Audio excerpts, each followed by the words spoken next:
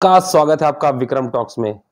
Lucknow super giant और royal Challengers Bangalore का match था। तो कह सकते हैं ना कि लखनऊ का अदब या बैंगलोर के फैंस कौन पड़ा भारी। चलिए आपको बताते हैं पूरी कहानी। लेकिन अगर फेसबुक पे देख रहे हैं विक्रम टॉक्स को तो पेज को फॉलो लाइक कर लीजिए, और अगर यूट्यूब पे देख रहे हैं तो चैनल को सब्सक्राइब कर लीजिए, क्योंकि यहीं पे मिलेगी आईपीएल 2024 से जुड़ी हर अच्छी और बुरी, ताज़ा तरीन, या ये कह लें हर एक वो घटना जो हर क्रिकेट प्रेमी जानना चाहता है। क्योंकि चाहे आप स्टूडेंट हो चाहे काम करने वाले हो, हर कोई जानता है कि आईपीएल में हो क्या रहा है। क्योंकि मैचेस थोड़ा जैसे इस समय भी 11 के बजे क्रॉस हो चुके हैं, तो हर कोई चाहता है कि आखिर हुआ क्या।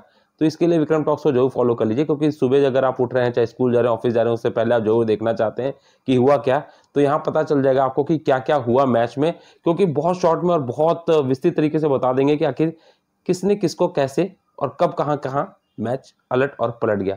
चलिए अब आपको बताते हैं कि हुआ क्या। लखनऊ सुपर जायंट्स ने पहले बल्लेबाजी की, जिसमें आपको बता दें क्विंटन डिकॉक ने 81 रन शानदार तरीके से बनाए, क्योंकि उसमें 8 चौके और 5 छक्के थे। आपको बता दें क्विंटन डिकॉक ने ना 32 साल की उम्र में ही ना साउथ अफ्रीका से संन्यास ले लिया है। उन्होंने कहा है परिवार को समय दूंगा और लीग्स खेलूंगा। तो ऐसे में क्विंटन डिकॉक शानदार परफॉर्मेंस कर रहे थे और 81 रन बनाए। वहीं केएल राहुल की वापसी हुई बतौर कप्तान भी, विकेट कीपर भी। पिछले मैच में केवल वो एज ए इम्पैक्ट प्लेयर खेल रहे थे। स्टोनिस की बात करें तो 24 रन उन्होंने बनाए, लेकिन इनके स्कोर मिला के भी ना लग रहा था कि लखनऊ सुपर जायंट्स कहीं 140 से 150 के बीच में न रह जाए। क्योंकि जिस तरीके से मैक्सवेल की बात करें कि 23 रन देके 2 विकेट उन्होंने झटके थे। टॉपली, यश दयाल अच्छी गेंदबाजी कर रहे थे। हालांकि मोहम्मद सिराज ये पूरा सीजन जो है लगातार उनका थोड़ा फेलियर तरफ जा रहा है, क्योंकि 4 ओवर में 47 रन आज मोहम्मद सिराज ने दे दिया, यानी 10 से ऊपर की औसत। ऐसे में जो कहीं ना कहीं मोहम्मद सिराज फास्ट गेंदबाजों में आरसीबी के लिए एक मुख्य कह सकते हैं ना, जैसे जसप्रीत बुमराह मुंबई के लिए हैं वैसे ही प्रहारक होते हैं। लेकिन इस समय ये जो मिसाइल है ना, ये थोड़ा बैकफायर कर रही है आरसीबी को। इन सब के बावजूद लग रहा था कि बॉलिंग संभाल ली है, 150 160 से ऊपर नहीं जाने देंगे। लेकिन निकोलस पुरन जो शुरुआत में 10 गेंदों पे केवल 20 रन बना के खेल रहे थे, उन्होंने अगली 11 गेंदों पे 30 रन ठोक डाले।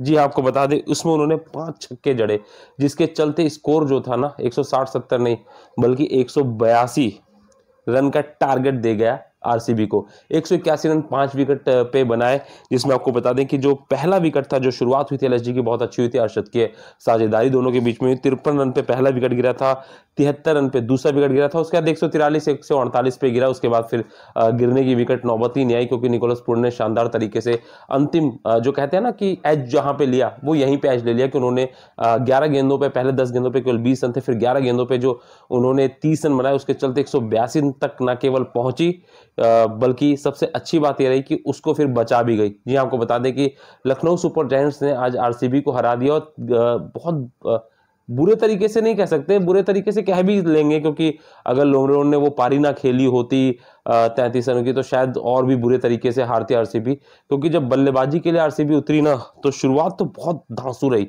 विराट कोहली और डुप्लेसी ने शानदार शुरुआत की। 40 रन, मात्र 10 रन कम अरशद के पारी। मतलब आप जो शुरुआत चाहते हैं ना, आपकी पावर प्ले में एक अच्छी शुरुआत, इंपैक्टफुल शुरुआत, वो ताबड़तोड़ शुरुआत मिली। 40 रन बना चुके थे, कोई विकेट नहीं गिरा था। लेकिन उसके बाद सिद्धार्थ ने कोहली को जहां 22 रन पे आउट हुआ, उसके बाद डुप्लेसी भी 19 रन पे आउट हुए थे। उसके बाद तो जो तूफान आया ना पिछले मैच का, मयंक यादव आपको याद है ना?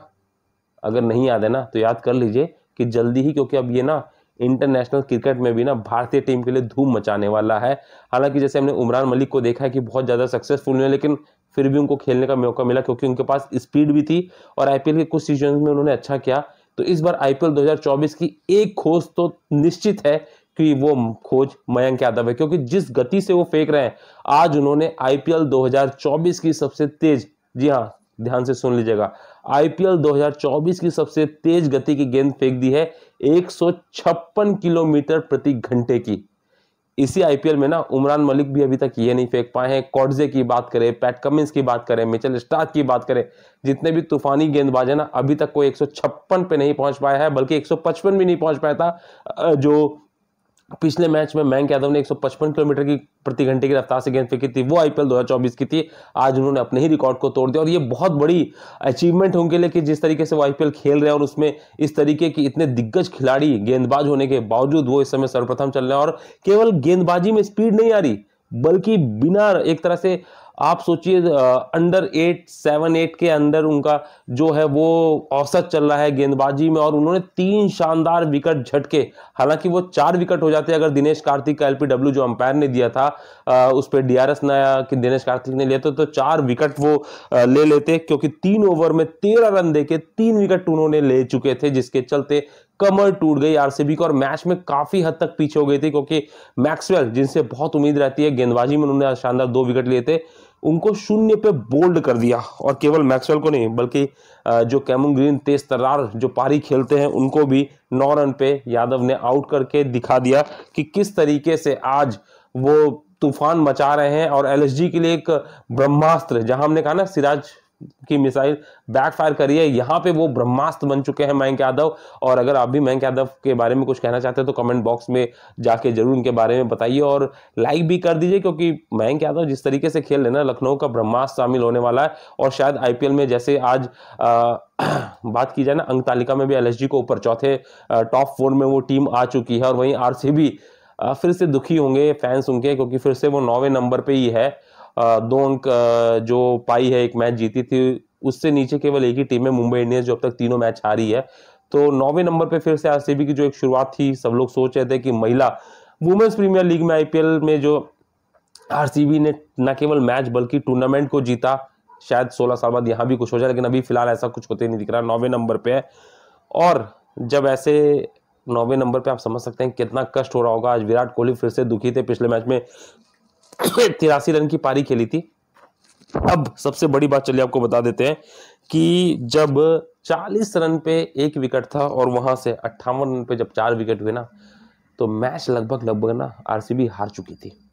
लेकिन अंत में ना हारा मैच भी जिताने के लिए ना महिपाल लोमरे, जो कि शानदार भारतीय बल्लेबाज, उनको इम्पैक्ट के रूप में आरसीबी अंदर लाती है और उन्होंने मैच का रुख बदल दिया था। बदला इस कदर से था कि उन्होंने 11 गेंदों पे ही 30 रन ठोक डाले थे, लेकिन उधर से उनके सामने दिनेश कार्तिक पहले आउट हो जाते हैं, फिर जो अगले बल्लेबाज आते हैं वो भी रन आउट हो जाते हैं, जिसके बाद फिर उसके बाद उनका विकेट भी गिर जाता है। नहीं तो मैच बना गए थे, क्योंकि एक समय पे स्थिति जो बहुत बाहर लग रही थी, 95 रन चाहिए थे, मात्र 41-42 गेंदें थी, वो स्थिति ये बदल के आ गई थी कि 20 गेंदों पे 45 रन, यानी लगभग 2 से 2.5 रन जो कि बनते हैं अगर विकेट रहते। लेकिन महिपाल की जो कोशिश थी वो बेकार गई और जो मयंक यादव की कोशिश थी वो कह सकते हैं कि सही दिशा में गई और जीत के साथ लखनऊ सुपर जायंट्स टॉप 4 में है।